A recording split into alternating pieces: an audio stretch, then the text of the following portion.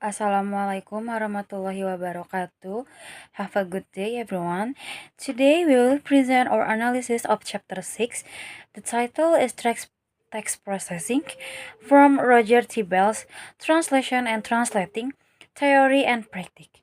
This presentation will explore the fundamental cognitive process that underpin translation, moving beyond the sentence to the level of the entire text. Introductions. Bell's central argument is that successful translation is not merely a linguistic transfer, but a substitute from the text processing. This involves the translator's sensitivity to text type, discourse structures, and pragmatic context.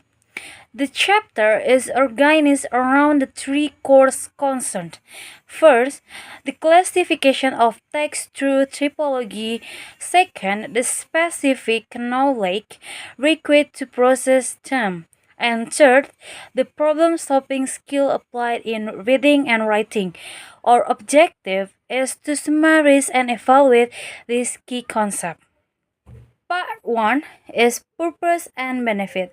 The primary purpose of this chapter is to analyze the cognitive foundation of how the produced and coherent text for translation is essential as their talks in specialized form of text processing and love to language. The specific objectives are threefold. First, is to analyze text typologies, second, to identify the necessary knowledge bases, and to describe the processing skills involved in analysis and scientists. The benefits are both theoretical, providing a framework linking linguistic and cognitive science, and practical, enhancing a translation ability to produce coherent and contextual appropriate target text.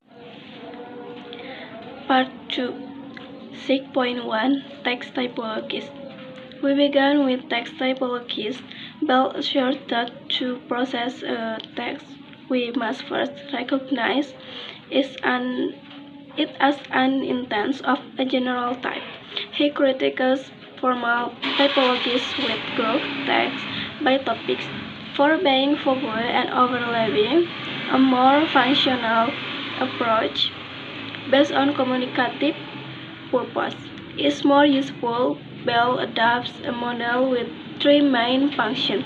Number 1, expressive, focusing on the writer. Number 2, informative.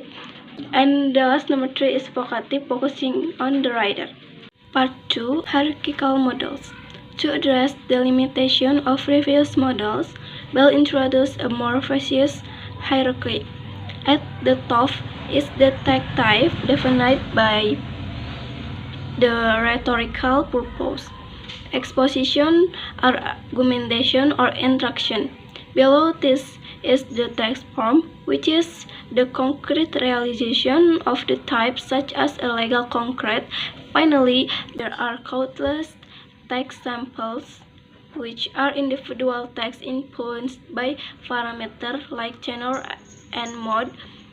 This type token relationship is crucial for understanding textual convenience. And Part 2. Effective text processing requires a solid foundation of linguistic knowledge. Bell breaks this down into three interconnected categories. First, synthetic knowledge, the understanding of grammatical structure, which allow us to parse sentences.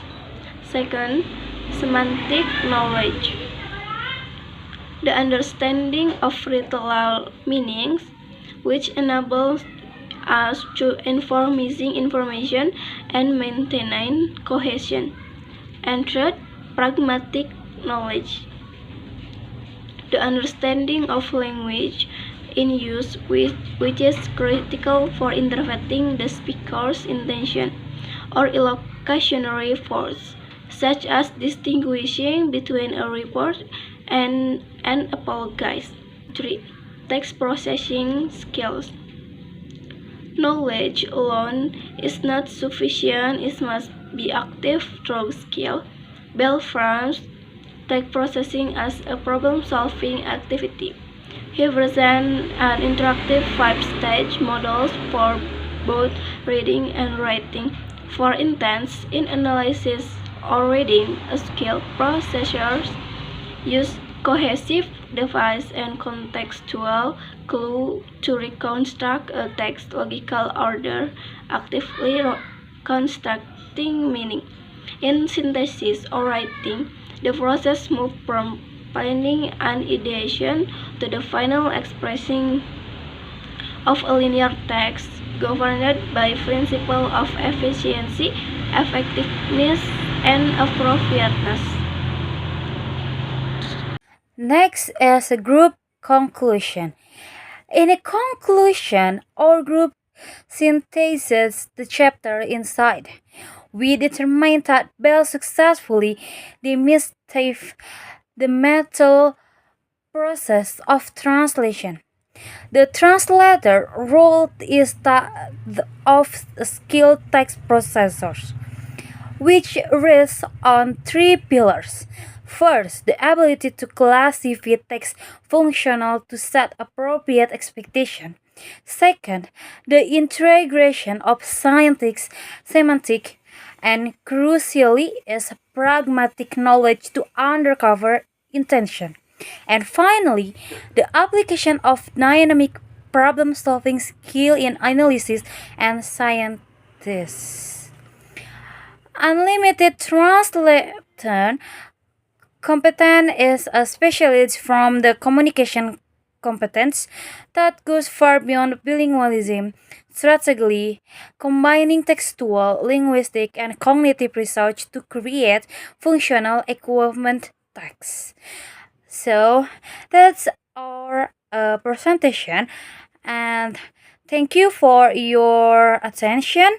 And maybe you have a question, you can ask it after you watch these videos. And thank you. Wassalamualaikum warahmatullahi wabarakatuh.